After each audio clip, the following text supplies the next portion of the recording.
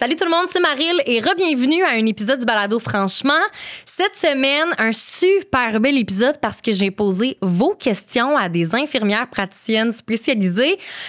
Si vous savez pas c'est quoi une IPS, restez là parce que c'est la première question que je leur ai posée à Kim et à Valérie qui sont deux IPS justement. Ça a été vraiment une super belle conversation. J'ai beaucoup appris parce que, bon, évidemment, je ne fais pas partie d'un corps médical ou je ne suis pas professionnelle de la santé, donc j'ai vraiment beaucoup appris, puis j'espère que vous allez aimer ce type d'épisode-là. Si oui, laissez-moi savoir en commentaire quel genre d'épisode vous aimeriez recevoir, à qui vous aimeriez poser vos questions, quel genre de spécialiste ou de professionnel. Peut-être que ça pourrait venir pour un prochain épisode. Pour les personnes qui découvrent le balado, franchement, ben, je vous invite à utiliser le code promo Franchement 20 pour 20% de rabais sur vos prochaines commandes en ligne faites au Normandin. C'est toujours le fun pouvoir gagner, gâter, oui, ça gagne. Par exemple, en commandant de la pizza pour tout le monde à job. Donc, avec 20%, ça se fait super bien. Je veux pas m'étirer plus longuement parce que c'est vraiment un bel épisode qui vous attend. Donc, n'hésitez pas à partager l'épisode à votre entourage, à aimer, noter le balado, commenter. Bref, interagissez avec mon contenu. Ça me fait toujours plaisir de voir que vous appréciez ce que je fais. Donc, sans plus attendre, bonne écoute.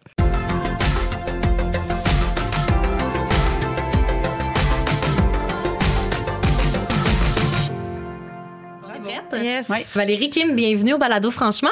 Merci. Merci de l'invitation. Je suis tellement contente de vous recevoir parce qu'on se connaît. On a eu la chance de collaborer il y a quelques mois déjà.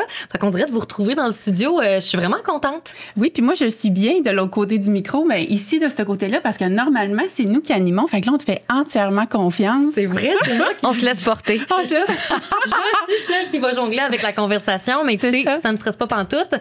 Tu viens de le mentionner, habituellement, vous êtes animatrice, mais d'un balado fait en collaboration avec la IPSQ. Exactement. Info IPS. Est-ce qu'on peut en parler rapidement, peut-être pour les gens que ça pourrait intéresser? Absolument. Donc, la IPSQ, l'Association des infirmières praticiennes spécialisées du Québec, qui, en fait, c'est en collaboration avec eux. On a parti le projet Info IPS l'année passée dans un but de transmettre de l'information à la population, de faire de l'information, l'éducation à la santé. C'est ce qui manque, en fait. C'est ce qu'on fait beaucoup dans nos bureaux, fait qu'en espérant que ça aura répondu au mandat. Ben oui, on a fait 14 épisodes. Ouais, c'est hot. Bravo. Sur plein de sujets. Puis on a essayé d'aller vraiment... vulgariser de manière facile, avec des données probantes, des sources d'informations qui sont vraies, qui sont réelles, que les gens peuvent vraiment s'appuyer là-dessus pour avoir un contrôle de leur santé, puis reprendre... Mais mieux comprendre pourquoi tu fais les choses. Ouais, un peu, on parle du diabète, de l'hypertension. Je pense que les gens savent qu'il faut bien manger, bouger, mais qu'est-ce que ça vient concrètement faire sur le corps? Puis comprendre un peu la dynamique. Souvent, quand on comprend les choses, pourquoi on fait des choses, ça nous permet de plus le faire, de le faire plus longtemps ou d'adhérer à ces habitudes de vie-là.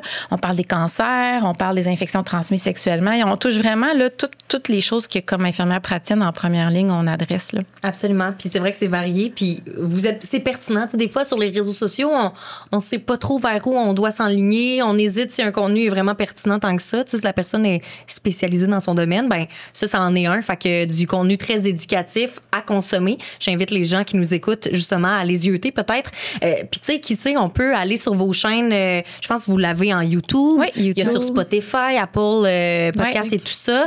Ben tu sais, si la personne, ça y tente d'aller voir, par exemple, tous les sujets puis d'en sélectionner un qui lui parle 100%. Le plus, ben c'est possible. Donc, on vous invite, on vous redirige vers là-bas, tout le monde. Info IPS. C'est pour tous les âges aussi. Là. Oui, vraiment. Pour les jeunes et les moins jeunes. Ben, la santé, ça se prépare. En fait, ça se travaille très jeune. Hein. C'est pas quand on arrive dans la fin de notre parcours de vie qu'il faut faire comme « Oh, là, il faut que je me prenne en charge ». C'est en amont qu'il faut travailler. Fait que c'est un peu ça qu'on met en lumière. Ah, j'aime ça. C'est vrai qu'on l'oublie. C'est évident, mais on l'oublie puis c'est rare qu'on l'entende dit comme ça. En effet. Les filles, aujourd'hui, je vous reçois parce que c'est un épisode spécial. Les auditeurs ont des questions pour vous. Évidemment, vous avez fait un balado qui s'appelle Info IPS. On se doute que vous êtes des IPS aussi. Sinon, il y aurait peut-être un petit problème de cohérence.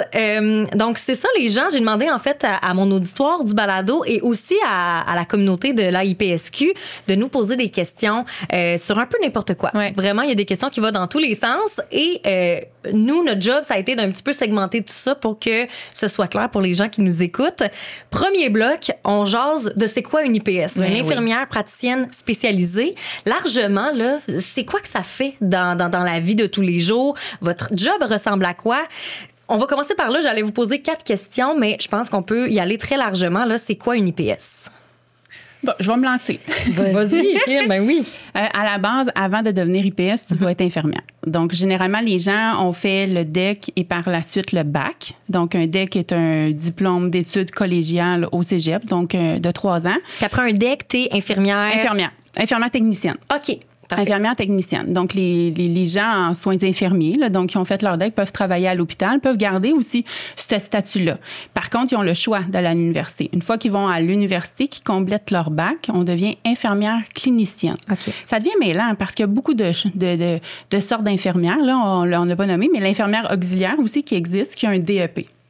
Par contre, le parcours n'est pas le même. Là. Elle ne peut pas par la suite faire le bac directement ou aller à la maîtrise. Elle a quand même un cursus là, qu'elle doit suivre. Donc, après le bac qui est 3 ans, tu deviens infirmière clinicienne. Par la suite, tu dois aller travailler dans un domaine X qui t'intéresse. Obligatoirement? Bien, tu es obligé d'aller avoir de l'expérience avant de devenir IPS. Donc, par exemple, moi puis Valérie, on a acquis de l'expérience en première ligne. Donc, c'est 3300 quelques heures là, au niveau d'une spécialité bien précise. Donc, en première ligne, ça touche, en fait, c'est 0-100 ans pour par la suite aller faire une demande à la maîtrise, qui est un diplôme complémentaire, puis en fait, c'est 2 diplômes, là. Puis tu es enseigné par des médecins, par des IPS aussi. Fait que c'est vraiment pour amener dans le fond, au niveau des sciences avancées, là, au niveau de l'évaluation qui est très générale, mais aussi un volet médical. Donc, évaluation de la personne, de faire des diagnostics, renouveler des médicaments. Donc, c'est d'aller acquérir une certaine autonomie comme infirmière, mais infirmière praticienne. Puis, une fois qu'on a fait cette maîtrise-là, on est infirmière praticienne. Ouais. Donc, ensuite, pour le spécialiser, ça prend, j'imagine, c'est-tu là que ça prend le DESS? Exactement. Avec en fait, je veux juste faire du pouce un peu sur ce que tu as dit, Kim, parce que tu as nommé qu'il fallait un diplôme d'études collégiales pour aller au bac, mais il y a des étudiants qui vont faire le cégep en sciences santé, puis ils vont aller au bac initial. Fait que je veux juste que ce soit clair pour tout le monde. On pourrait faire le bac initial, mais il faut passer par le baccalauréat pour aller à la maîtrise. Ça, je pense que c'est une évidence. Mais ta question est pertinente, Marie-Lie, parce que on a la première année qui est une maîtrise en sciences infirmières. Puis on a la deuxième portion du parcours qui est un DESS, donc diplôme d'études supérieures spécialisées, qui va être en lien avec le champ d'expertise qu'on veut aller chercher. Donc, nous, comme tu as nommé, on était première ligne, donc c'est dans la communauté.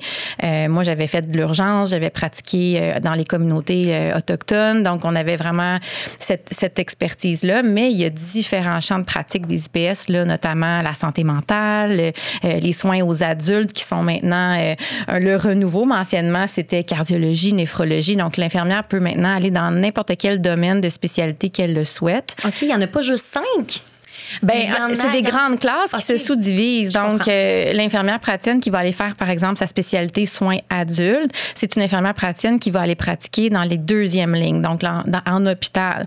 Elle va faire sa formation qui est générale, mais une fois qu'elle va graduer, elle va choisir, par exemple, d'aller faire de la gastro-entérologie ou de la cancérologie ou de la pneumologie. Je comprends. Même chose pour la pédiatrie.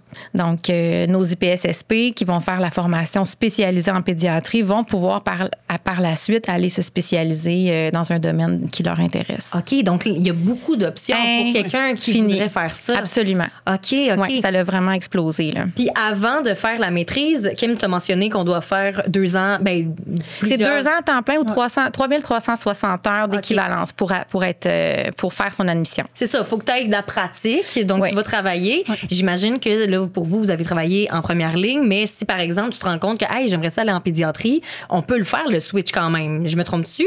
Est-ce que ta question est par rapport aux IPS qui veulent aller, par exemple, moi, je voudrais aller en pédiatrie ou une infirmière clinicienne? Une infirmière qui a terminé son bac, par exemple, qui fait son 3060 heures en pédiatrie, mettons. Puis là, elle se rend compte qu'elle n'aime pas tant ça. Quand ça va faire sa maîtrise puis son DESS, est-ce qu'elle pourrait choisir un autre domaine que la pédiatrie? Absolument. OK, donc... C'est sûr que c'est pas facile. Le cursus est rapide. Là. Ça va vite. C'est 2 sprints. Tu as une maîtrise puis un DESS. Ça se fait. Il y a des gens qui n'avaient pas nécessairement le background pour aller dans la spécialité qu'ils ont choisie. Ils ont été pris, mais c'est sûr que ça demande des grandes compétences, d'acquérir des nouvelles connaissances, puis beaucoup de motivation, mais ça se fait. Il faut être prêt à mettre peut-être bouchée double pour justement rattraper le retard qu'on n'a pas eu peut-être en pratique. En pratique, ou peut-être quand on le sait, on se réoriente rapidement, peut-être faire 1 an dans le domaine où on veut s'en aller, puis ça va nous donner un petit coup de pouce. Là, il n'y a rien d'impossible. Oui, c'est ça.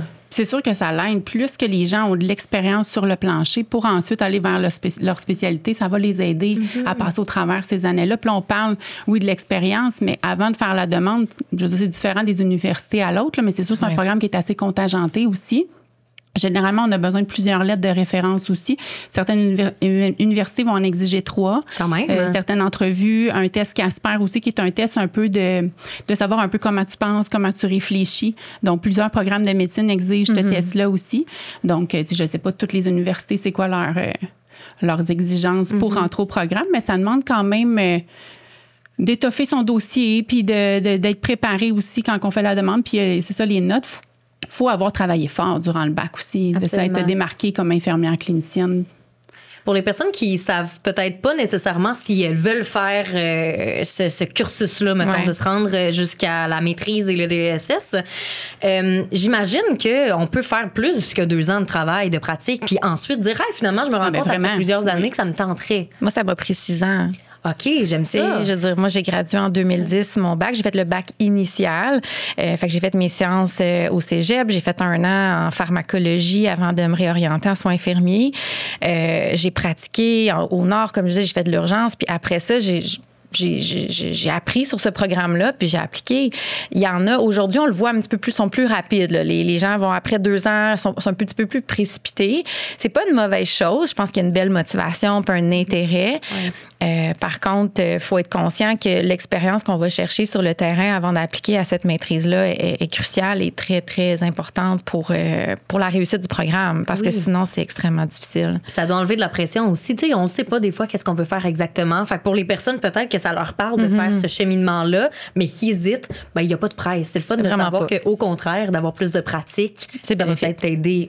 C'est bénéfique. Oui, exact, parce que les gens, il y en a qui peuvent s'en aller en endocrino, que je pense à quelqu'un que je ne sais pas, qui est une passionnée du diabète, endocrinologie, des hormones. Okay. Donc, en même temps, ça te permet, parce que souvent, quand les gens ont vraiment pas perdu de temps, là, sont jeunes, les étudiants de plus en plus, donc d'avoir la maturité pour dire qu'est-ce que je vais faire plus tard, puis être persuadé que tu te tromperas pas, parce que les deux, on a...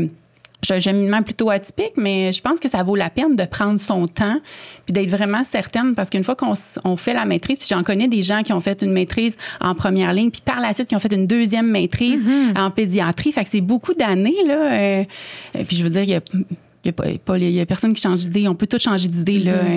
On dit, c'est quoi, il n'y a pas de fou, il n'y a pas de fou qui change d'idée. Il y a juste les fous qui changent pas d'idée. Oui, c'est ça. Donc, c'est ça. Je pense que ça vaut la peine de prendre son temps puis de faire sa place comme infirmière clinicienne. Puis, absolument. J'aime ça, ce que j'entends, parce que c'est vrai, quand on sort de l'école, quand on change en fait de niveau d'études, on ne sait pas ce qu'on veut. Faut prendre le temps. Bien, faut comprendre aussi que le rôle de l'infirmière praticienne, c'est un peu pour revenir à ta question initiale, qu'est-ce qu'on fait? Mais c'est sûr qu'on a des actes délégués, des actes médicaux délégués. On a un niveau de responsabilité qui est énorme.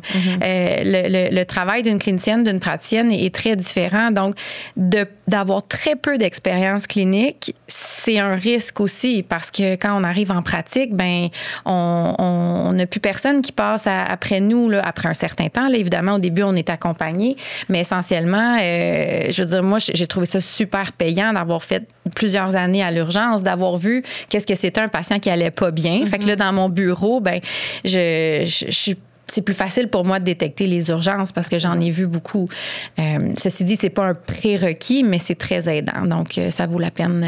Je comprends. Avant de parler la transition, justement, comme tu viens de mentionner, la transition entre peut-être les bancs d'école et le travail, ou le stage et le travail officiel, j'aimerais quand même qu'on aborde un peu plus en profondeur le rôle d'une IPS. Kim, tu l'as mentionné quand même rapidement, mais je pense que les gens...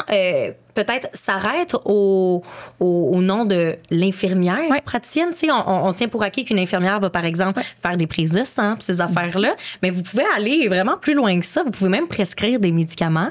Exactement. Et c'est quoi les listes de tâches que vous pouvez avoir, par exemple, à votre CV? En fait, qu'est-ce qu'on peut faire? Nos actes délégués, on peut diagnostiquer des problématiques de santé, là, un diabète, une hypertension, du cholestérol, l'ostéoporose, une bronchite, une pneumonie, un otite. On peut presque tout diagnostiquer à l'exception de la santé mentale pour les infirmières praticiennes en soins de première ligne, mais les PS en santé mentale peut diagnostiquer. OK. Hey, quand même, hein? OK. Fait qu'on fait littéralement beaucoup plus que la majorité des gens pensent. Oui. Okay. Donc, le diagnostic, on peut prescrire des examens diagnostiques. Je pense, par exemple, au rayon X, à l'IRM, au scan. Les échographies. Donc, au niveau de la prescription, des techniques diagnostiques invasives aussi. On peut faire des biopsies, par exemple, à l'intérieur d'un utérus, aller chercher des débris d'un endomètre, qu'est-ce qui recouvre l'utérus. Donc, on pourrait chercher, en fait, ces débris-là. Donc, une biopsie pour faire un diagnostic, puis, dans le fond, exclure quelque chose de plus grave.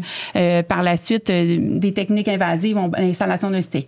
On met des stérilets, on peut enlever des kystes, on peut enlever des ongles, des mini-chirurgies. Des abcès, des drainages abcès. Faire des infiltrations. Les gens qui ont besoin d'injections de cortisone. Donc, on est dans la formation de première ligne, on apprend comment faire des infiltrations. Puis par la suite, il y a des infirmières praticiennes qui vont se spécialiser là-dedans, qui vont devenir plus experts. Je pense que ça, c'est un message qu'on aimerait que les gens retiennent aujourd'hui, c'est que l'expertise des professionnels de la santé, peu importe le titre, tu sais, je veux dire, il y a des médecins de famille qui vont être plus experts dans justement les infiltrations, mais ne seront pas à l'aise de mettre des stérilets. Moi, je suis à l'aise de mettre un stérilet, mais je suis moins forte dans les infiltrations. Fait que on est vraiment en travail de complémentarité. Puis on travaille tous les deux, corps professionnels, médecins, infirmières praticiennes, à augmenter l'accessibilité des soins aux patients. C'est exactement ça qu'on veut faire. J'adore ça, surtout qu'on en entend beaucoup parler dans les médias ces temps-ci. Donc, j'aime ça d'entendre ça. Fait que prescrire, diagnostiquer, on peut remplir des formulaires, on peut faire des trucs avec les arrêts de travail pour la CNSST, des suivis de grossesse, on peut donner des arrêts de travail. On fait vraiment de la médecine de famille, là, c'est de la pratique de famille. Donc, mettons, là, j'ai quelques petits exemples que je me suis notés. On y va. Donc, un examen gynécologique, on peut le faire. Oui, puis l'infirmière clinicienne peut le faire aussi. Donc, plus loin, installer le stérilet, comme vous mentionnez, la clinicienne ne pourrait pas le faire, mais vous, oui. OK. Est-ce qu'on peut faire aussi des tests ITSS et aussi le diagnostic, donner le diagnostic? Absolument. Bien sûr. OK. Donc, on peut aller vraiment loin. Oui. Oh, excusez. Je me suis comme dit, je vais il y a des infirmières cliniciennes qui peuvent diagnostiquer des ITSS chez une patiente, une clientèle asymptomatique. Donc, les infirmières cliniciennes peuvent faire du dépistage, vont avoir des ordonnances collectives pour annoncer le diagnostic puis débuter le traitement. Mais si on a des symptômes, on doit voir une infirmière praticienne ou un médecin de famille pour procéder au diagnostic. Et là, selon la spécialité aussi, on peut y aller dans des cas un petit peu plus précis. Là, il n'y a rien en ophtalmologie. Là. Je sais que c'est un autre domaine, mais par exemple, quelqu'un vous arrive avec un œil là, qui ne va pas bien. Est-ce que vous pourriez vous intéresser à son cas ou automatiquement, votre job, c'est de l'envoyer à la personne en charge? On voit tous les patients. OK. Donc, vous êtes la première personne. Donc, en première ligne, d'où le nom de votre spécialité. Exact. Puis, comme Valérie le nommait, on va mettre nos limites. Donc, ça se peut que je fais un examen de l'œil, puis on s'entend, j'ai pas les mêmes outils que l'optométriste en bureau. Donc, probablement que lui, son examen va être encore plus poussé, mais je vais être capable de dire, c'est-tu grave, ça l'est-tu pas? OK, j'ai-tu besoin d'aide? Est-ce que je dois référer? Donc, ça se peut que je sois capable de le gérer en bureau. Mais sinon, si ça atteint ma limite, puis moi, j'ai l'impression que je peux aller jusqu'au bout puis que j'ai besoin d'aide, là, c'est là que je vais devoir intervenir puis le référer en ophtalmo ou en optométrie. Donc, la fameuse référence qu'on se dit, il me faut la référence du médecin, ça pourrait être la référence d'une IPS. 100%. Oui. OK. C'est intéressant quand même, parce qu'on entend souvent, il y a les attentes pour, par exemple, je pense aux dermatos, ces affaires-là. Ben vous pourriez dire, OK, je te réfère cette personne-là, ce spécialiste-là pour ton problème. Il faut comprendre qu'il y a des cliniques qui existent maintenant avec juste des IPS. Absolument. Il y a des cliniques gouvernementales, là, les cliniques d'IPS, mais il y a aussi des cliniques qui sont privées avec juste des infirmières praticiennes spécialisées. Donc, on n'a plus besoin d'avoir un médecin attaché pour réviser puis tout supporter qu'est-ce qu'on fait. Évidemment, on est imputable et responsable de tout ce qu'on fait, comme le médecin de famille ou le médecin le serait. Ceci dit, ça nous amène à... Moi, je suis dans un groupe de médecine familiale, donc je suis pas dans une place où il y a juste des IPS. Par contre, je fais du sans rendez-vous. Mais le sans rendez-vous, il n'y a pas de décision, on la donne à l'IPS ou on la donne au médecin. On inscrit les patients puis on voit le même type de clientèle essentiellement. Là. Un peu un genre de qui est disponible en premier entre le médecin et l'IPS Exactement. en charge. Et là, le patient va aller voir Exactement. la personne disponible. Ouais. OK, c'est intéressant ça parce que je pense qu'il y a beaucoup de notions aussi qui rentrent dans le fameux, je sais pas, en tant que patient, on voit rentrer la personne dans le bureau qui se présente, infirmière praticienne spécialisée. Puis là, ça peut faire peur pour plusieurs personnes. Qu'est-ce qu'on dit à ces patients-là pour justement les rassurer peut-être ou leur faire comprendre que votre job, au final, c'est de les aider à aller mieux? Ben moi, souvent, je vais leur demander, est-ce que vous savez c'est quoi? En avez-vous déjà entendu parler? Savez-vous c'est quoi une IPS? Puis généralement, en leur nommant un peu qu'est-ce qu'on peut faire, les gens souvent sont contents. Puis c'est rare. C'est déjà arrivé là, que j'ai des patients, je sais pas toi Valérie, là, qui rentrent dans mon bureau. OK, je pensais voir un médecin aujourd'hui. Ça arrive de moins en moins. Ça fait peur un peu. Ça fait peur. Puis encore là, comme tu le nommais, Marie-Lie, ils pensent qu'on est là pour faire des pansements, des prises de sang, mais c'est pas ça. Puis souvent, je leur dis, écoutez, donnez-moi une chance, là. Puis après ça, quand vous allez partir, vous me direz si ça a bien été. Puis les gens reviennent. Donc, je me dis, bon, je pense que j'ai fait le travail. Puis il y avait des études qui l'ont démontré. Là, les gens qui étaient suivis par des IPS ou qui étaient vus par des IPS étaient satisfaits. OK. Donc, on est capable de répondre à leurs besoins, 100%. À leurs inquiétudes. Puis c'était pas un doute, là, tu sais, mais je pense que c'est justement dans la mentalité. C'est ancré. Mais oui, puis c'est normal. C'est normal. Moi, la même chose, tu sais, je veux dire, généralement, avec les dossiers médicaux électroniques, maintenant, les gens, ils ont des confirmations de rendez-vous, fait qu'ils voient le professionnel. Fait qu'ils savent déjà que c'est une infirmière praticienne spécialisée. Pour ceux que je connais pas, je me présente toujours. Moi, c'est Valérie, je suis infirmière praticienne. Fait que selon le non-verbal, je vais voir, tu sais, il y en a qui vont faire comme, OK, pas de problème. Il y en a des fois qui vont dire, ben là, est-ce que je vais voir le médecin? Puis là, c'est là que j'interviens en expliquant que non. Mais si c'est nécessaire, par contre, tu sais, moi, j'ai des collègues médecins qui viennent me chercher. Hey, tu peux-tu venir voir telle chose? J'aimerais ça qu'on en discute. Ou même chose pour moi, si je suis pas certaine, les problèmes de peau, là, c'est tellement compliqué. Les traitements sont simples, là, mais diagnostiquer ça, c'est super compliqué des fois. Fait que des fois, 2 têtes valent mieux qu'une. On va chercher notre collègue. C'est vraiment un travail de collaboration. Puis on construit nos connaissances comme ça. Il y en a qui ont des expertises en TDAH, fait que on va aller chercher leurs connaissances. Fait qu'essentiellement, mais de moins en moins, je dirais que les gens nomment cette inquiétude-là. Puis, j'ai pas les bons mots, OK, en ce moment, mais en faisant mes recherches pour me préparer aujourd'hui, je sais que dans vos tâches rentre aussi une notion vraiment de, justement, trouver le bobo, tu sais, la recherche, puis c'est pas comme ça qu'on le décrivait, là, où est-ce que j'ai cherché, mais j'essaie de me rappeler c'est quoi qui était écrit, mais je me rappelle plus, mais tu sais, votre job, ce n'est pas juste de recevoir le patient, de dire, t'as ça. Il y a aussi une question, je pense, de recherche, de s'intéresser. Je me penche sur un problème, résolution, justement, un peu d'un cas. Ça, le médecin a la même job que vous à 100%. Ce niveau-là, tu sais. OK. Oui, puis ça veut pas dire qu'on va avoir, tu sais, quelqu'un, par exemple, qui vient pour un mal de ventre. C'est tellement large, le diagnostic, là. Des fois, on va avoir une forte suspicion d'eux. Mais c'est pour ça qu'on va faire un filet de sécurité. On va dire, écoutez, je pense vraiment que c'est telle chose. Si jamais ça persiste, ça se détériore, consulter. La médecine, c'est ça, c'est souvent gris. Hein?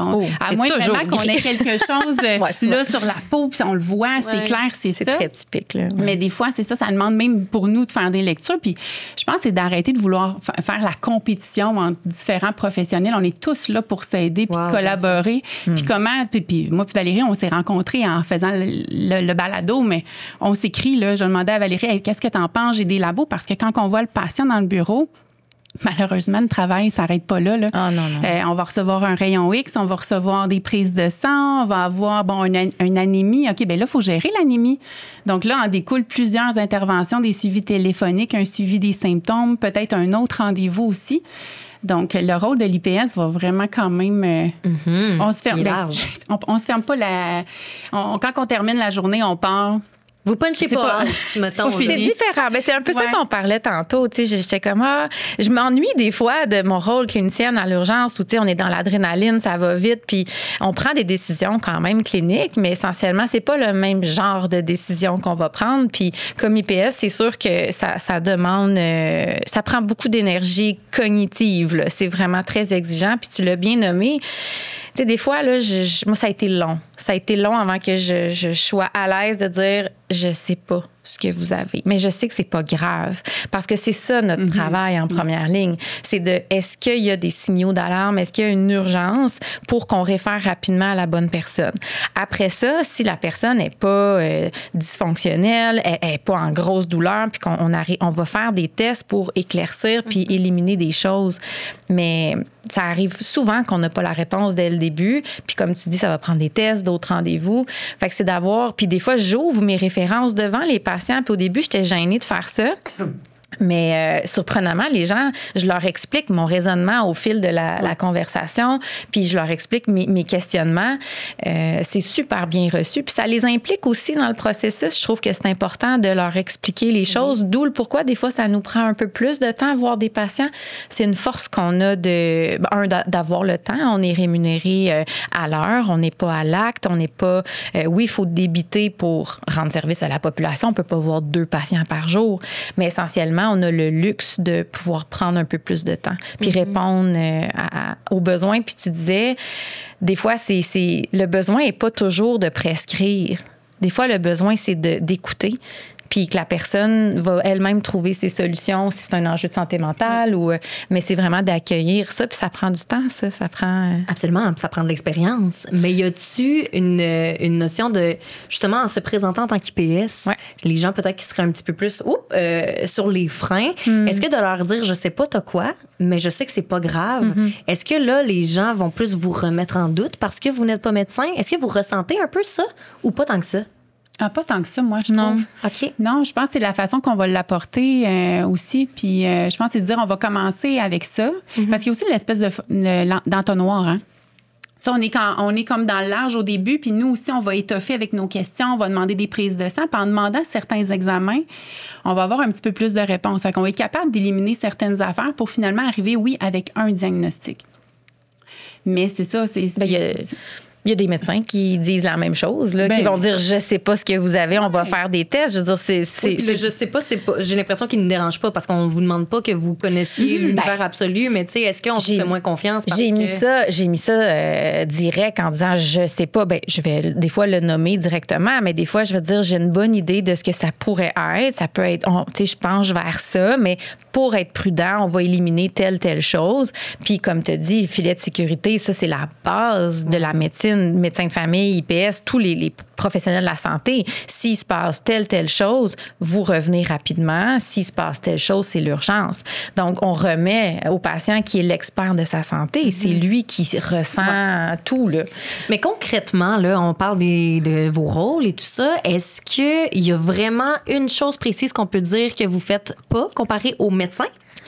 Bien, en fait, ça serait le diagnostic de santé mentale. Que en ce moment, je sais qu'il y a des travaux en ce moment là-dessus. Ça s'en vient. Là. Ça s'en vient. Okay. Parce que, par exemple, une dépression, on ne peut pas diagnostiquer la dépression, on ne peut pas diagnostiquer le trouble anxieux, le trouble d'adaptation, puis toutes les autres maladies mentales, TDAH, schizophrénie, évidemment. Là. Et pour l'IPS, qui est spécialisée en santé mentale, elle peut. Donc, elle, par exemple, aurait exactement le même statut qu'un médecin, seulement un titre différent? Non, parce qu'encore là, elle ne peut pas, au niveau du diabète, l'hypertension...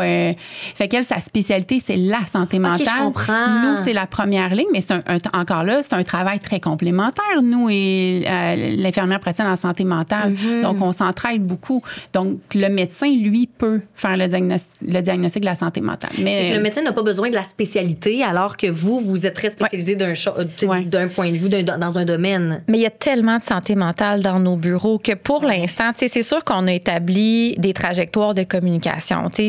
Moi, je le nomme quand je prends en charge mes patients, je leur explique que c'est ma limite. Je peux pas diagnostiquer une dépression. Par contre, je peux l'évaluer. Je peux évaluer puis suggérer le traitement. On les connaît. On sait quoi faire. Mais la seule différence, c'est qu'en arrière-scène, je vais aller en parler avec un médecin collaborateur, expliquer la situation et va se dire d'accord avec mon plan. Puis à ce moment-là, je vais marquer dans ma note que ça a été discuté avec docteur Untel ou une collègue infirmière praticienne spécialisée en santé mentale pour qu'on soit médico-légalement correct. Ouais. Okay. Mais les travaux sont en cours pour nous donner une formation complémentaire aux IPS en première ligne pour avoir ce droit-là de diagnostiquer. OK. Puis en même temps, c'est pas parce qu'on a des symptômes dépressifs qu'on est forcément en dépression ou encore qu'on a absolument besoin d'un médicament. Ouais. Donc, généralement, la force, je pense, de l'infirmière praticienne en première ligne, ça va être, par exemple, de revoir les habitudes de vie. Est-ce que tu dors? Est-ce que tu manges bien? Est-ce que tu bouges? Est-ce que ça va à la maison? Est-ce que nous, on pourrait référer à une travailleuse sociale? Il y a beaucoup de choses qu'on peut faire aussi avant de dire que je réfère à ma collègue parce que là, le patient, bon, il est plus instable, il a besoin de médicaments. Donc, il y a un gros volet en première ligne quand même qu'on peut faire de manière complètement autonome sans avoir besoin nécessairement du médecin ou de l'IPSSM. Puis justement, une fois que c'est rendu dans le bureau du médecin ou de l'IPSSM, bien là, c'est un peu plus spécialisé, un peu plus complexe. Bien, moi, j'ai des patients qui sont suivis en psychiatrie. Tu sais, j'ai des patients qui... Puis le psychiatre, moi, il me fait un plan de traitement. Il a initié des médicaments, puis il m'a expliqué, si ça va pas, tu peux faire telle chose. Fait que, tu sais, moi, j'ai le droit avec cette prescription-là, de suivre le patient puis d'exécuter ces recommandations-là qui sont d'une expertise. On parle de schizophrénie, justement. On parle de troubles bipolaires. Fait que c'est des maladies auxquelles je suis moins experte, mais une fois que le plan est déterminé par le spécialiste, on est tout à fait en droit de le mettre en application. Bref. C'est tellement intéressant puis surtout éclairant. Oui. Tu sais, pour des personnes parce que ça peut être rapidement mélangeant, votre domaine. Je suis convaincue que la majorité de votre job, c'est des fois d'expliquer ce que vous faites puis de convaincre peut-être même les gens de dire, ben oui, j'ai de la... Tu sais, j'ai même à notre famille. J'ai pas misère à croire, pour vrai. Fait que vraiment, je trouve ça super intéressant. Je suis sûre que ça va éclairer plusieurs personnes aujourd'hui. Le temps passe vraiment rapidement, les filles. Donc, je me permets de poser une autre question rapidement. Question un petit peu peut-être intrigante pour les gens qui nous écoutent. Un salaire pour une IPS, ça ressemble à quoi? Est-ce qu'on a des manières de justement le situer un peu sur une échelle salariale? Oh là là.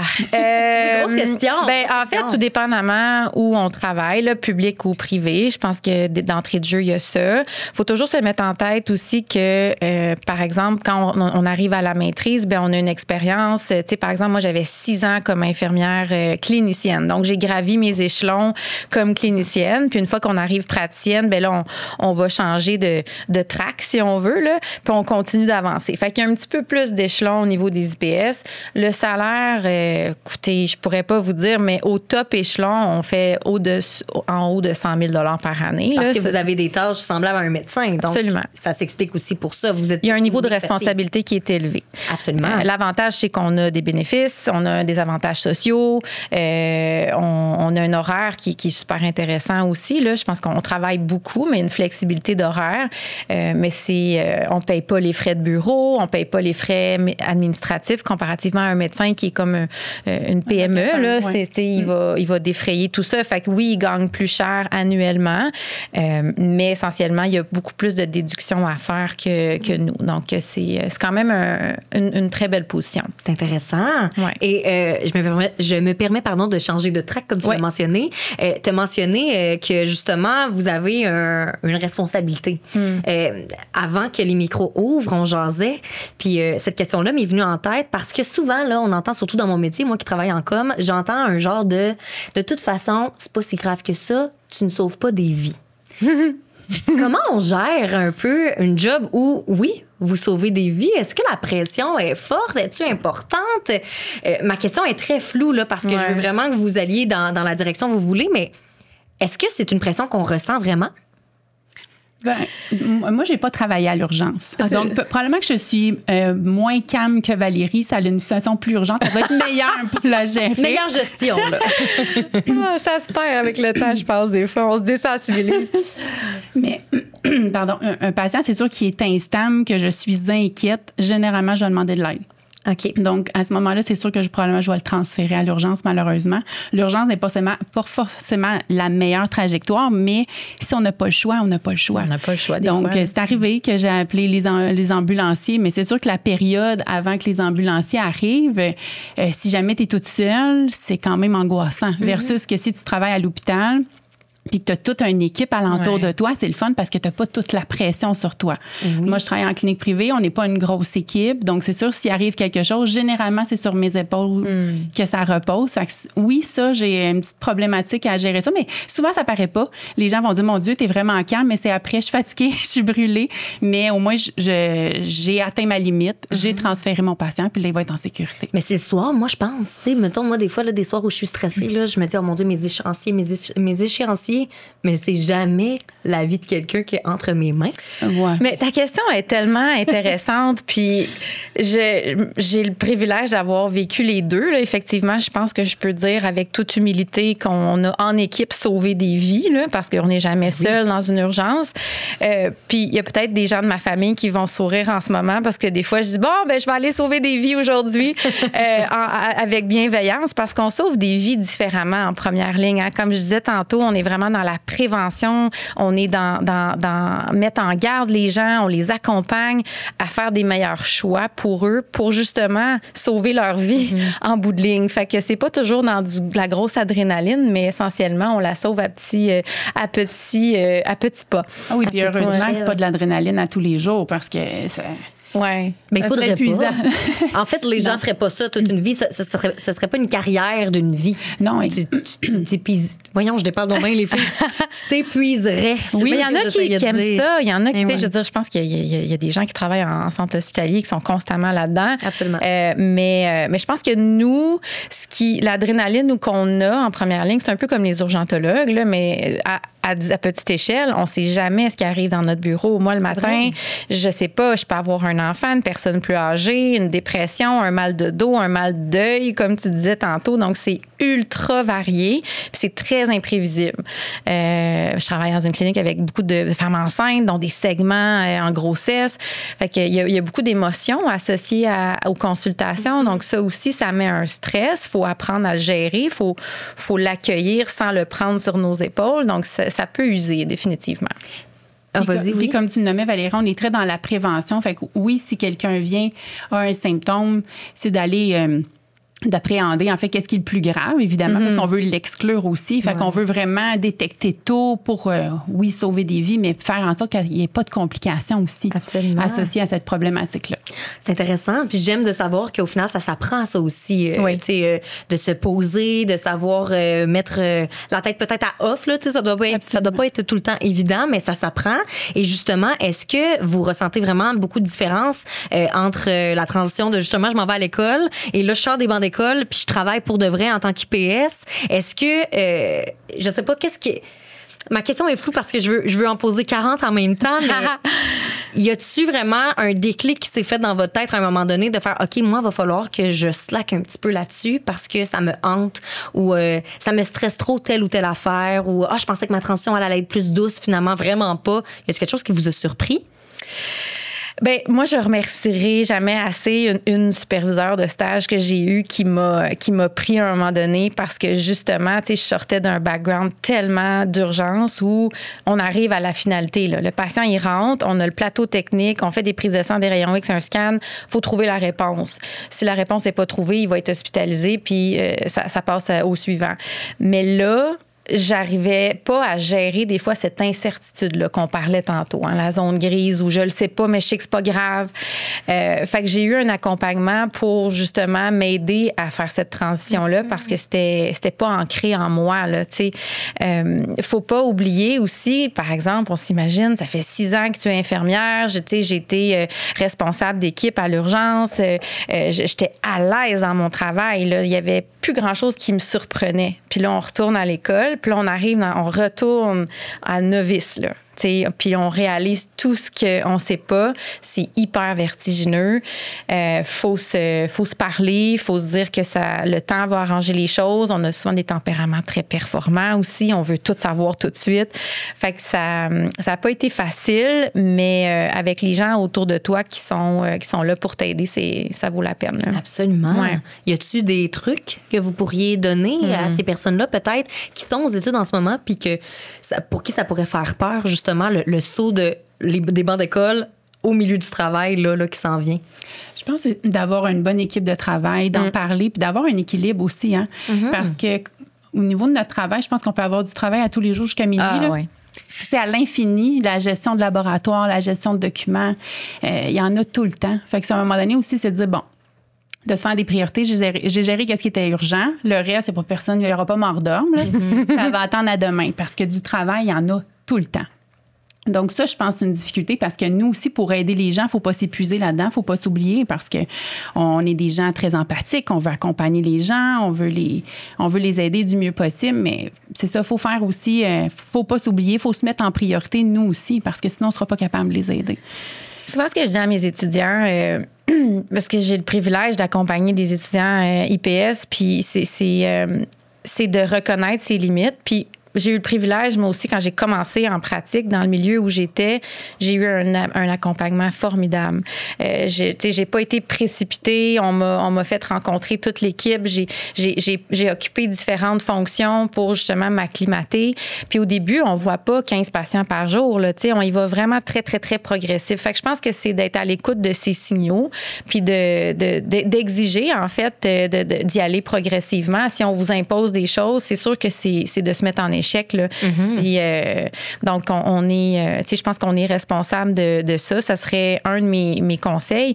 Puis d'être bienveillant envers soi-même. Puis ça, j'ai pas d'autres conseils comment faire. C'est pas facile, mais tu l'as dit, de bien s'entourer, d'avoir des gens de confiance, des mentors. Hein. Moi, j'avais une mentor qui est encore ma mentor aujourd'hui, qui a passé à notre balado d'ailleurs, mais c'est de s'entourer des bonnes personnes. Puis s'ils sont pas dans le milieu, ben d'aller vers des collègues qui sont à l'extérieur du milieu là, clinique, je parle. Là. Oui. Poser des questions. Ouais. Et quand ça va pas, j'imagine, d'aller chercher de l'aide. Ah oui. Mais on peut pas rester avec un malaise intérieur de quelque chose qu'on sait pas, puis on dormira pas bien le soir. Là. L'autre chose que je dirais, c'est que, tu sais, la médecine, on apprend toute la vie. De s'imaginer qu'un jour, il y aura une fin à ça, c'est de se mettre en échec. Fait que je pense qu'il faut avoir faut développer cette position d'apprentissage-là que à tous les jours, j'apprends quelque chose. Il y a quelque chose de nouveau qui est pas comme d'habitude. Fait que c'est d'accueillir ça puis de le voir comme des opportunités et non, non, je savais pas ça. Ça, c'est une forme de compassion, je pense, puis de bienveillance envers soi-même puis d'être très ouvert à chaque nouveauté. Là. Absolument. Ouais. J'adore ça. T'allais dire quelque chose, Kim? Ben, en fait, tout ce que je voulais dire, c'est puis même des choses qu'on a gérées peut-être il y a 5 ans, 10 ans, que là, aujourd'hui, on le revoit. En tout cas, voyons donc, qu'est-ce que je faisais dans ce temps-là? Parce que justement, ça va tellement vite. Puis à un moment donné, s'il y a quelque chose qu'on fait moins souvent, on a tendance à oublier. Ben oui. Donc, même que la formation continue, c'est super important de faire plusieurs heures de formation continue. Bon, on est obligé aussi par la loi, mais pour toujours être à jour dans tout ce qu'on voit, puis parce que c'est ça. On a chacun notre expertise, puis à force de voir quelque chose, c'est facile, on le maîtrise, mais c'est ça. Chaque patient est différent. On peut pas traiter tous les patients de la même façon non plus. Mais d'être constamment en formation, dans le fond. On s'adapte. Oui, puis ça doit aussi nous rassurer. Tu sais, t'apprends des nouvelles affaires, on dirait, je sais pas, je suis tellement pas dans votre milieu, mais mon premier réflexe, ça serait de me dire, crime, je connais encore plus de choses. Me semble, ouf, je suis encore plus outillée pour si jamais quelqu'un rentre dans mon bureau puis que je sais pas trop, tu sais, je risque de peut-être mieux savoir vers où m'en aller parce que j'ai plus de connaissances qu'avant. Bref, ça doit être rassurant. Il y a une question qui a été posée par une personne abonnée au balado que je trouvais vraiment intéressante. La limite, tu sais, le fameux advocate for your body, là, tu sais... se choisir, s'écouter. La limite, elle est où? La personne nous pose une question vraiment intéressante en mode... où est-ce que j'arrête de me dire j'écoute mon corps et je me dis OK, peut-être que ces professionnels de la santé-là ont vraiment quelque chose à me dire que je devrais écouter. Savez-vous un peu comment on pourrait guider les gens pour savoir justement quand s'arrêter? Bien, la question est très intéressante, puis en tout cas, tu me corrigeras. Je pense que, comme j'ai dit tantôt, les patients, les gens, on est experts de notre corps. Hein? Fait que quand les gens viennent dans notre bureau, 80%, en fait, le diagnostic sort de leur bouche, essentiellement. Faut s'imaginer, nous, on est là pour guider une discussion, poser des questions, on réfléchit, mais ultimement, la réponse vient du patient. Nous, on est là pour éliminer les urgences, on est là pour trouver qu'est-ce qui se passe. Faut vraiment être attentif au ressenti de la personne. Fait que c'est sûr que la façon que les gens vont nous présenter leur symptomatologie, la façon qu'ils expliquent, c'est super crucial. Plus on a de détails, plus c'est aidant. Puis, étrangement, des fois, on n'arrive pas à expliquer certaines douleurs, puis on va référer en spécialité, justement, pour que... Après ça, la ligne, elle est où? J'en ai aucune idée. Tu sais, je pense que... Je dis toujours aux gens, votre douleur, elle est vraie.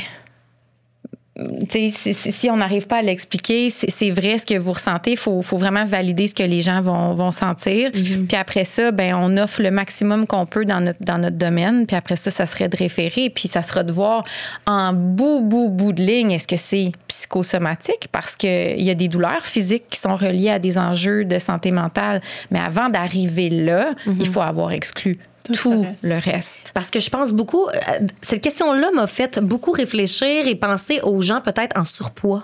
Tu sais, on entend souvent, j'ai aimé ça, vous avez eu les deux, la petite tête en mode, mais qu'est-ce que tu veux dire? Ben, je suis étonnée. J'ai hâte de voir la suite. puis, je me trompe peut-être. Évidemment, je suis pas un professionnel de la santé, mais j'ai entendu des chroniques ou des gens parler souvent de dire, rapidement, les professionnels de la santé mettent ça sur le dos du poids, alors que des fois se cache en arrière de ça un problème qui est plus grand. Pour une personne peut-être qui est en surpoids, là, je parle vraiment à travers mon chapeau, je pense pas être en surpoids, mais est-ce que pour ces personnes-là, il y a une ligne entre la personne qui est devant moi, le professionnel de la santé, sait de quoi il parle, donc il a raison, ou je dois continuer à stick for myself puis me dire non, ce n'est pas normal ce que je vis en ce moment? Mais là, est-ce que tu veux... Ta question est-tu juste en lien avec les gens en surpoids ou c'est... En général, mais je pensais à cet exemple-là précisément dans ma tête, mais tu sais, en général, c'est parce que c'est souvent ça qu'on entend, je pense. Un genre de, ben oui, on met ça sur le dos de tel problème, alors que plus loin que ça, il y en avait un autre plus important. Les étiquettes, ben oui, je comprends. Mais je pense que, comme Valérie le nommait, oui, bon, il y a un rendez-vous dans le bureau, puis peut-être, tu me diras, je réponds comme fois à ta question, là. Non, mais ma question est super floue, là, tu sais, puis je me suis approprié la question de la personne, mais j'ai aucune idée si c'est ça qu'elle voulait dire dans sa tête, tu sais, littéralement, là, tu sais. Moi, comment je le vois, c'est si, par exemple, moi, je dis, il y a tel diagnostic, parfait, mais je vais toujours nommer à la personne, si ça persiste, ça fonctionne pas, ça n'évolue pas favorablement, viens me revoir. Elle revient me voir, bon, mais là, je vais aller encore plus loin aussi. Puis, comme Valérie disait, on va continuer les investigations. Pour besoin, je vais référer, mais encore là, je sais pas toi, Valérie, mais il y a l'enjeu de l'intelligence artificielle aussi, de plus en plus, je sais pas toi en bureau, mais il y a beaucoup de gens qui vont aller lire sur Google, qui vont aller sur ChatGPT, là, en tout cas, tous les au niveau intelligence artificielle, mais ça remplacera pas évidemment un professionnel de la santé. Donc, je pense que oui, c'est de s'écouter, puis d'aller jusqu'au bout des investigations. Puis je pense que si tu as un bon lien avec la personne, puis la personne te dit, écoute, c'est pas grave, c'est telle chose, tu peux faire telle chose à la maison, mais encore là, si ça fonctionne pas, viens me revoir. Je pense que c'est de reconsulter le même professionnel parce que c'est une bonne relation, ou encore là, d'aller voir peut-être quelqu'un d'autre, ou, tu sais, puis nous, on n'a pas la réponse à tout non plus, on n'a pas la science infuse, là. Puis... Mais j'en conclus dans le fond que si tu vas voir un professionnel de la santé qui, malgré tes retours en bureau, te dit tout le temps, non, le problème c'était ça. Non, c'est dans ta tête. C'est là peut-être que tu n'as pas le bon professionnel pour toi. C'est ça, il faut les écouter aussi, nos gens, là. Puis, je comprends. C'est malheureux parce que ce que tu nommes, il y en a eu et il y en a encore de ça. Fait que je pense que c'est tout à fait pertinent qu'on en parle parce qu'on a fait un épisode sur l'obésité avec Émilie Vigneault-Simard qui travaille en spécialité en bariatrique, en chirurgie bariatrique. Puis elle nommait ça. Tu sais, il y a de la grossophobie, mais il y a de la grossophobie de la part des professionnels de la santé aussi, malheureusement.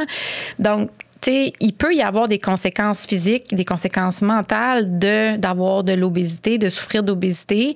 Puis il peut y avoir des enjeux de santé mentale. Hein. On se rappelle que les comportements qu'on adopte, qui sont pas toujours bons pour nous, servent à quelque chose. Hein. Si on fume, si on mange beaucoup, ou si on prend des substances, ou on fait, peu importe, en excès, c'est souvent pour répondre à un besoin. Donc, c'est de trouver ce besoin-là pour l'adresser. Mais effectivement, si la personne te pose pas de questions, s'intéresse pas à ton histoire puis ton ressenti puis dit c'est juste ça, effectivement, c'est pas le bon professionnel. Je pense que... On en voit de moins en moins, j'imagine, des professionnels 100%. comme ça. 100%. On le souhaite que ça soit plus ça. On l'envoie dans l'univers. Ouais. OK, mais je m'excuse pour mes questions, sont très floues, mais... Non, mais en même temps, j'espère que ça répondra... Absolument. Puis, tu sais, je prends la parole pour des gens que c'était des questions anonymes. J'allais dire, je le répète, mais je le mentionne, en fait. Donc, j'ai aucune idée c'est qui a posé ces questions-là. Fait que peut-être que je pose... plus loin la question alors qu'il n'y avait pas lieu d'être. C'est correct. OK. Rapidement, j'aimerais ça qu'on diverge un petit peu puis qu'on parle plus du volet gynécologique. J'ai eu beaucoup de questions en lien avec des problèmes plus féminins. Ces affaires-là, que je trouve très intéressant. Puis j'ose croire que peut-être que mon public cible, c'est plus des femmes. C'est une bonne déduction. Ou des jeunes hommes qui sont intéressés. Peut-être, qui veulent avoir de plus amples connaissances pour les femmes dans leur vie. Je pense que tu as des bonnes personnes pour répondre. On a une expertise. J'adore. Donc, une question très intéressante. Quelqu'un qui me parlait de violence gynécologique.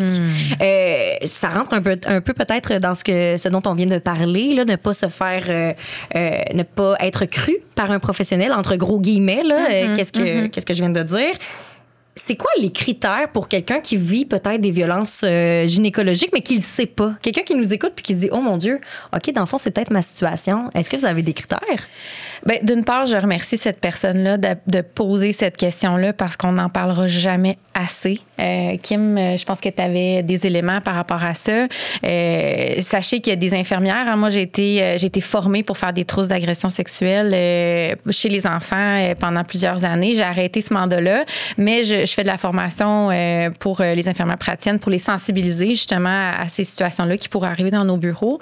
Mais il y a toutes sortes de catégories de violences qu'il pourrait avoir. Puis je vais laisser Kim peut-être faire du pouce là-dessus. On avait ressorti un petit peu, puis c'est aussi, des fois, ça peut être involontaire. Là. Je pense que c'est quand on fait des actes, on a le privilège d'avoir des relations avec les patients nous font confiance. Je pense que chaque acte doit être légitime. On fait pas de toucher vaginal, toucher rectal pour le fun. Là. Et il doit avoir une indication de le faire. Au même titre qu'on fait un examen gynéco, c'est de le faire doucement, c'est par respect, de demander aussi le consentement de la personne quand on fait nos actes médicaux, parce que effectivement, la personne qui a posé cette question-là, peut-être qu'elle a eu malheureusement des mauvaises expériences, mais au même titre, un accouchement aussi. Tu sais, l'épisiotomie qu'on vient avec un petit scalpel ouvrir le périnée, là, on vient le découper, mais encore là, c'est une intervention qui amène, tu sais, on parle des organes génitaux féminins, là, on vient faire une déchirure, on vient faire une ouverture, il faut que ça soit indiqué. Donc, je pense que tous les actes médicaux qu'on vient faire doivent être... faut qu'on le fasse pour une raison bien précise, puis d'y aller justement doucement par respect, là, que ça soit un homme ou une femme, parce que, en fait, il y a des hommes qui sont gynécologues aussi, là, qui les médecins de famille... vont aller dans cette région-là de toute façon. Fait que je pense que c'est d'amener un certain climat de confiance avec la patiente. D'autres exemples, tu sais, justement, tu parlais d'un examen gynécologique qu'on fait couramment, là, en tout cas pour ma part, c'est de pas être ça serait de pas être à l'écoute de l'inconfort de la patiente ou donc, tu sais, de faire fi de ces signaux-là, puis de continuer, puis d'insister. Tu sais, ça, c'est une violence gynécologique, de retirer l'autonomie de la personne, de mettre fin à tout moment à cet examen-là. Ça serait aussi de brimer la personne de ses droits. Donc, c'est très délicat. Puis d'ailleurs, on enseigne aux infirmières praticiennes et aux médecins comment faire. Je suis également impliquée dans ce projet-là d'exposer les étudiants à un examen gynécologique sur des vraies patientes qui sont consentantes pour faire de la formation, pour sensibiliser justement aux notions à l'intimité, le confort, s'assurer de minimiser toutes les potentielles situations qui seraient nocives. Puis on a entendu des histoires d'horreur, là, justement, de médecins ou même des physiothérapeutes. D'autres professionnels de la santé là, peuvent faire ce genre de violence-là. Donc, en tant que patiente, je vais le mettre patiente, mais ou de personnes qui ont un utérus, un vagin et tout ça, est-ce qu'il y a des organes génitaux féminins, en fait?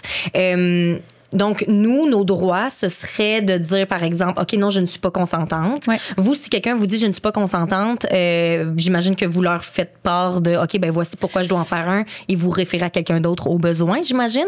Ben, je vais toujours expliquer qu'est-ce que je dois faire. Là, au même titre qu'un garçon qui vient pour une douleur testiculaire, je vais lui dire, je vais devoir voir tes testicules et je vais devoir palper ou faire un toucher rectal. Ouais. La personne a toujours le droit de refuser. Mais c'est sûr que pour nous, parfois, si on veut le faire, c'est parce que ça va venir nous aider à éliminer d'autres choses au niveau de notre diagnostic aussi. Fait qu'il y a le droit. Puis si c'est parce que, par exemple, c'est un homme qui ferait l'examen gynéco, la femme pourrait refuser que ce soit un homme. Elle pourrait demander une femme. Ah, ben oui, tout à fait. Okay. Ouais. Ou d'accompagner. Moi, quand je travaillais à l'urgence, il y avait des fois, c'était juste des urgentologues masculins. On avait un examen gynéco à faire. Ils sont toujours accompagnés d'une infirmière. Donc, on signait comme quoi on était présente puis qu'on attestait que tout était correct.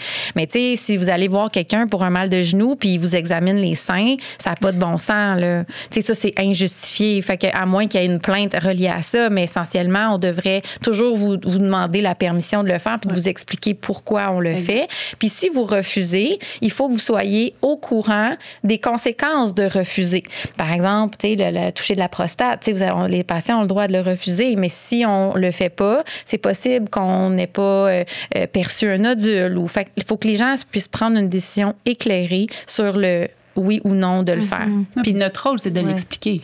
Absolument, absolument. Exact. Donc, après, c'est la logique qui rentre en ligne de compte. Exact. Si c'est justifié, ben après, bon, oui, si on est à l'aise et tout ça, mais si c'est justifié, on se doute que si c'est fait après dans le respect et tout ça, ben, il n'y aura pas de violence gynécologique à ce niveau-là. Puis là, on dit violence gynécologique, mais qui est violence médicale, tout simplement. Ça pourrait être dans tous les niveaux. Ouais. Parce que je pense que c'est surtout ça qu'on entend, par exemple, dans les médias, parce qu'il y a quelque chose de très intime lié aux organes génitaux.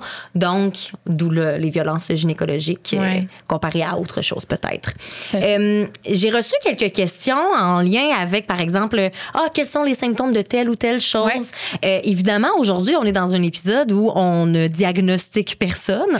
Évidemment, excluant la personne qui parle, encore moins que vous. Je sais pas à quel point vous êtes à l'aise, par exemple, de parler de symptômes d'un problème ou d'une problématique. Est-ce que vous préférez qu'on réfère automatiquement à quelqu'un? Ben non, mais on peut donner, je veux dire, ce qu'on sait. Puis évidemment, la personne devra consulter. Là, c'est pas. Parfait. Donc, on me parle ici de torsion ovarienne. Je sais pas c'est quoi. Pouvez-vous me décrire un peu le problème? Bah, torsion ovarienne, il y a une torsion qui se passe au niveau de l'ovaire. Le nom le dit, dans le fond. C'est simple en médecine. Tu décortiques le mot. C'est juste ça. Voilà, des douleurs, j'imagine. Ouais, ben, au début, ça peut être des petites douleurs, le style des spasmes. Parfois, ça passe un petit peu inaperçu. Par contre, quand la torsion est vraiment bien installée, généralement, c'est une douleur très, très intense, souvent plus à gauche ou à droite. Ça peut être une douleur à 10 sur 10 là, qui va amener des nausées, vomissements, parfois des frissons. Puis il y a d'autres signes aussi. Bien, en fait, pas d'autres signes que je veux dire, mais d'autres diagnostics qui sont possibles. Des fois, on va penser que les gens vont faire un appendicite, à titre d'exemple, parce que, mettons, on a une douleur en bas à droite. Généralement, les gens vont aller à l'urgence parce que c'est une douleur qui est assez intense. Ça doit être pris en charge rapidement parce que c'est une urgence gynécologique. Fait que ça va être diagnostiqué avec une échographie pour venir valider justement que c'est bien le bon diagnostic. Puis évidemment, le but, c'est de conserver l'ovaire. Hein? On ne veut pas la faire retirer. Donc, c'est un diagnostic qui doit être nommé assez rapidement. Là. OK. Donc, une douleur intense au niveau du bas-ventre. Ce qui est à retenir, c'est que c'est unilatéral. Hein, tu l'as dit d'un côté. C'est rare. Je veux dire, les chances d'avoir les deux côtés qui sont tordus en même temps, c'est pratiquement impossible. Rare. Oui, c'est ça, j'imagine que il y a rien d'impossible. Mais il faut s'imaginer aussi que la structure, elle est tordue, il y a une absence de circulation sanguine, d'où l'urgence, parce que c'est ce qui fait la douleur, mais il y a un risque d'avoir de la nécrose, puis de perdre justement l'ovaire, puis d'avoir une notion de stérilité de ce côté-là à long terme. Le même va pour les garçons. Hein, la torsion testiculaire est un peu le même principe. Donc, la torsion peut être partielle, peut être complète. Donc, l'intensité de la douleur va varier selon le niveau. Mais toute douleur d'un côté chez une femme, ça devrait d'être investigué. Ça peut être un kyste, ça peut être une grossesse ectopique, ça peut être plein de choses. Là. OK, donc du moment qu'il y a quelque chose qui file pas, dans le fond, puis ce que je veux dire, ça peut sembler peut-être évident, mais on consulte un professionnel de la santé. On vous aime bien, les gens qui nous écoutent, mais c'est pas en écoutant un podcast qu'on va non plus se diagnostiquer nous-mêmes. Ou, tu l'as bien mentionné tantôt, Kim, c'est pas en regardant non plus ChatGPT. C'est vrai que j'avais pas pensé, mais ça doit être un problème assez récurrent dans les Puis, tu sais, il y a des torsions ovariennes qui arrivent chez les fœtus, chez les nouveau-nés. Fait que, tu sais, moi, j'ai eu des patients là, qui, tu sais, malheureusement, il était trop tard, fait que l'enfant est venu au monde avec juste un ovaire, mais ça peut arriver dans différents contextes. Là, fait que... Okay, donc, on reste à l'écoute de son corps. Exact. OK. Le temps passe très rapidement. Je me permets de passer à mon segment qui fait plaisir, présenté par Normandin. Vous êtes peut-être déjà allé manger au Normandin. En tout cas, si c'est pas le cas. Oui. Yes! Vous allez pouvoir y retourner parce que j'ai le plaisir de vous donner une carte cadeau. Merci. Vous allez ensemble. Oui, offrez vos moitié de route. On va se rencontrer. C'est vrai, en plein milieu de Trois-Rivières puis pas loin de Montréal. Donc, Drummondville. Il y en a un à Drummondville. Excellent. Ah oui, on ira à Drummond. C'est un rendez-vous. Merci beaucoup. Mais ça fait plaisir. Puis Normandin, pour plusieurs, c'est un petit plaisir coupable, même parfois. On aime ça se rassembler entre amis, tout ça. Et là, je vais faire une drôle de corrélation avec votre job parce qu'évidemment, Normandin, c'est un resto. Mais tout de même, je veux savoir, petit moment qui vous fait plaisir, vous, dans votre métier. Est-ce qu'il y a quelque chose, je sais pas, ça peut être une maladie, un cas, des symptômes que vous voyez beaucoup et qui, aujourd'hui, grâce à la technologie, est plus rapidement pris en charge, plus rapidement diagnostiqué. Peut-être qu'il pourrait justement vous rendre un peu fier de votre pratique. Je vous prends au dépourvu, là, évidemment. Je vous avais pas posé la question avant. Non, c'est une super bonne question. Tu sais, spontanément, je peux me permettre, et je travaille, comme je disais tantôt, beaucoup de segments de grossesse, premier trimestre. Fait que c'est une situation qui est très émotionnelle, qui est très stressante. Justement, moi, je travaille en face d'un hôpital. On a un corridor bien établi. Je prends le téléphone. La patiente a une échographie rapidement. Si c'est pas possible, on a des mini-échographies. On appelle ça un écho-face. Donc, je suis en mesure de, dépendamment de l'âge là, du bébé, quand c'est assez avancé, on parle de minimalement un 6-7 semaines, je suis capable de voir le petit cœur. Donc, l'avancée technologique me permet de, dans le bureau, ici maintenant, de dire, OK, on a eu un petit peu de sang, mais le cœur va bien. Donc, ça, je te dirais que concrètement, c'est quelque chose qui nous fait plaisir. Oui, c'est certain. Là, j'imagine, sans généraliser, mais j'imagine qu'il doit y avoir plusieurs cas qui doivent être réglés plus rapidement et on doit éviter le pire, j'imagine, si toutes ces choses-là ont été mises en place pour le bébé à naître? Tu sais, il faut comprendre que les fausses couches, il y en a beaucoup plus qu'on pense. Là, il n'y a pas grand-chose qu'on peut faire quand ça se passe, mais je pense que le point positif de ça, c'est qu'on est capable de rassurer une maman plus rapidement que le petit cœur va bien malgré les segments. Versus avant, il fallait peut-être attendre où on n'avait pas... tu sais, c'était plus long à avoir une échographie. Je comprends. J'adore. Beau petit moment qui fait plaisir. C'est vrai. De ton côté, Kim? J'ai de la misère à répondre à cette question-là. Je pense que je vais faire mon mouton noir. Valérie, elle va me regarder et elle va faire Je pense que j'irai avec les lignes directrices de l'INES qui ont été écrites en 2024 sur l'hormonothérapie. OK. Puis tu avais une question, je pense, à cet effet-là là-dessus. Je pense que les hormones ont fait vraiment mauvaise presse. Oui, beaucoup. Les gens ont peur de les prescrire. On est vraiment craintifs. Puis les lignes directrices nous ont permis d'encadrer un peu la pratique pour la santé de la femme, pour les femmes qui ont des symptômes de périménopause et de ménopause, associés à une baisse hormonale. Puis ce guide-là est ultra bien fait, puis ça vient un peu nous dire que finalement, l'estrogène pris par la peau est peut-être plus sécuritaire qu'on le pensait. Donc oui, il y a des contre-indications. Par contre, de personnaliser, je pense, ça nous aide à personnaliser en fait nos interventions, d'être un peu plus accompagnés aussi comme professionnels de la santé. Moi, la santé de la femme, ça me passionne. J'adore le volet périménopause, ménopause, mais ces lignes-là, je pense que ça vient un peu faire un coup de pouce pour nous aider les gens peut-être un peu moins à l'aise aussi pour prescrire ce traitement-là qui change la vie des femmes. C'est ce que j'allais dire. C'est un passage dans la vie d'une femme qui semble être très, très tumultueux pour certaines. Fait que je pense que ça, c'est une belle solution qu'on a maintenant de les aider. Là. Mais est-ce que je me trompe de dire que ça avait mauvaise presse et que là, de plus en plus, on en entend parler, je pense, entre autres, à une Véronique Loutier qui en a fait un documentaire. Puis, donc, rapidement, je pense que de plus en plus de femmes qui demandent à être, à avoir, en fait, à être prescrites, je sais pas si ça se dit, là, mais à recevoir cette prescription-là d'hormones. Oui, c'est ça, en plus, ça a explosé. Puis, je pense que les femmes se sentent peut-être incomprises depuis des années, puis se sont fait beaucoup prescrire des traitements alternatifs que je peux pas dire qu'ils sont mauvais, là, mais oui, effectivement, les bouffées de chaleur, il n'y a pas juste des hormones comme traitement. On peut donner certains antidépresseurs, mais pour la femme de se faire dire, vraiment, tu me donnes des antidépresseurs parce que j'ai chaud, ça avait mauvaise presse. Fait que les femmes se sentaient pas écoutées, n'avaient pas l'impression qu'on leur donnait nécessairement le bon traitement, du moins pas pour eux autres. Puis quand ce documentaire-là est sorti, je pense que ils se sont sentis plus comprises. Ouais, enfin, je ne suis pas toute seule. Absolument. Oui, puis Véronique Cloutier a quand même fait... En fait, ce documentaire-là a permis quand même de faire en sorte que ces hormones-là soient remboursées aussi par la carte d'assurance maladie. Fait que je pense que ça a quand même... faut nuancer parce qu'il y a aussi tout un pendant à ça. Ça peut aider, mais il y a aussi... Il faut que ce soit évalué par un professionnel de la santé. C'est pas la solution miracle à tout. Non. Donc, les gens qui nous écoutent, là, pensez pas que c'est demain matin, parfait, voici la solution. Non. Mais encore une fois, je réitère, mais on s'assoit avec notre professionnel de la santé, on en discute et on regardera si c'est le traitement le plus adéquat pour nous. Exact. On personnalise nos soins. C'est pas parce qu'on est ménopausé qu'on doit absolument avoir des hormones. Chaque femme est différente. Puis, comme je disais, ça demande quand même tout un questionnaire. Puis, encore là, on va revenir aux habitudes de vie. Quelqu'un qui dort pas ou qui fait de l'apnée du sommeil ou qui bouge pas, mais il y a rien qui va remplacer les habitudes de vie, là, en fait. Absolument. Moi, j'irais avec ça. J'adore. Puis en plus, justement, ça a répondu un petit peu à la question qu'on avait, que j'ai malheureusement pas eu le temps de poser. Puis pour les personnes que ça intéresse peut-être, si je me trompe pas, le documentaire s'appelle l'automéno. Me semble que c'est ça le titre. Je vous reconfirmerai dans la description de l'épisode, là, mais me semble que c'est ça. Très beau moment qui fait plaisir. Merci les filles pour votre partage. Et encore pour ma petite transition peut-être drôle, parce que je reçois rarement des professionnels de la santé comme vous.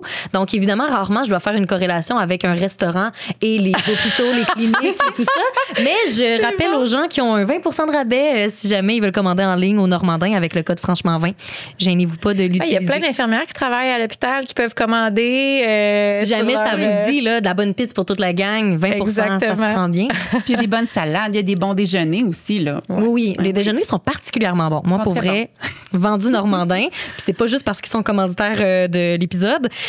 Je me permets de poser une dernière petite question, même si le temps va vraiment rapidement, parce que je trouvais ça très intéressant, puis ça va un peu ailleurs. Il y a quelqu'un qui nous pose la question si le vapotage est aussi néfaste que la cigarette, parce qu'on l'a souvent entendu parler comme étant une alternative, surtout dans les débuts. Là, rapidement, je pense qu'on s'est rendu compte que c'était pas toujours bon, le vapotage. Vous en pensez quoi? Bien, d'une part, merci pour la question et j'invite cette personne à aller écouter notre merveilleux épisode sur le cancer pulmonaire, mais on parle du vapotage dans cet épisode. Je pense que encore une fois, on n'a pas... En fait, le mot à retenir, c'est qu'on n'a pas assez de données scientifiques encore pour statuer, mais on sait que c'est moins nocif que la cigarette. Par contre, il y a beaucoup d'éléments chimiques, il y a beaucoup il y a une irritation au niveau des poumons. Hein. Je pense que tout ce qui est inhalé, respiré est pas bon au long terme. Tu pourras faire du pouce, Kim, là, mais on va peut-être l'utiliser pour faire une transition, pour aider quelqu'un à arrêter de fumer. Il y a je disais tantôt, là, toutes les habitudes de vie qu'on a, là, c'est toujours se poser la question, à quoi elle sert cette habitude-là? Hein? Est-ce que je fume ou je vapote parce que je m'ennuie? Est-ce que c'est parce que j'aime le goût? Est-ce parce qu'il y a une raison? Puis c'est un peu d'être sensible à ça. Mais essentiellement, on va peut-être l'utiliser pour faire une transition. Il y a toute une expérience sensorielle, hein, fumer ou vapoter.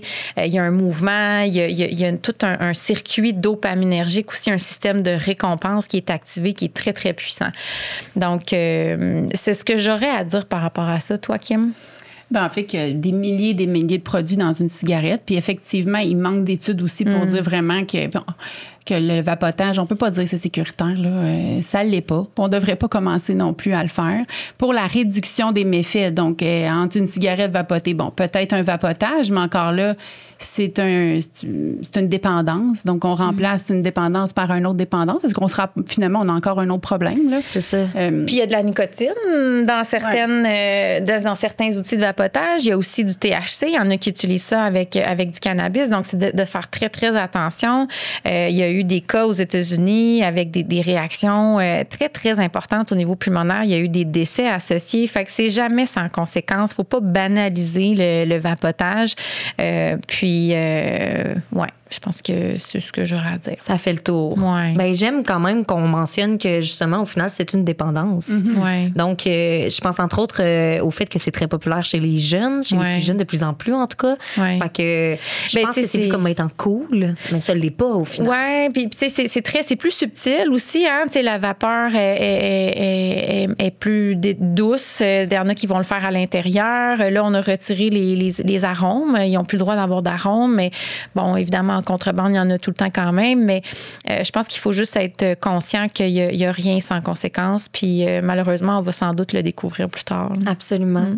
Kim, Valérie, merci tellement d'avoir accepté l'invitation de venir me jaser. Merci à toi. C'était vraiment super intéressant, puis on avait plusieurs bonnes questions. Évidemment, ça peut aller dans tous les sens pour quelqu'un, mais je pense que ça a été très clair. Vous avez vraiment un œil de professionnel de la santé, parce que vous l'êtes. Je trouve ça vraiment intéressant d'avoir eu la chance d'aborder des sujets plus en profondeur avec vous. Merci, vraiment. Merci de l'invitation. J'espère que vous avez aimé ça. Adoré. Yes. Oui. Pour les personnes qui découvrent le balado peut-être aujourd'hui, j'espère que ça va vous avoir parlé. J'espère qu'il y a certaines de vos questions qui ont été répondues grâce à cet épisode-là. Gênez-vous pas de le partager sur vos réseaux à des membres de votre famille. Tu sais, je trouve que c'est le bon genre d'épisode pour dire peut-être « Hey, maman » ou quelqu'un, regardez à la minute, je sais pas, 12, ça pourrait t'intéresser ce sujet-là. Gênez-vous pas de le faire. Même chose aussi, interagissez avec le contenu, aimez les extraits, commentez sous les vidéos YouTube. Ça me fait toujours plaisir de vous lire et de voir, surtout que vous interagissez avec le contenu. Les filles, vous le savez parce que vous avez vous-même un balado, mais c'est grâce aux interactions des gens qu'on peut poursuivre ce beau projet-là. Donc, ça nous fait toujours plaisir de vous lire.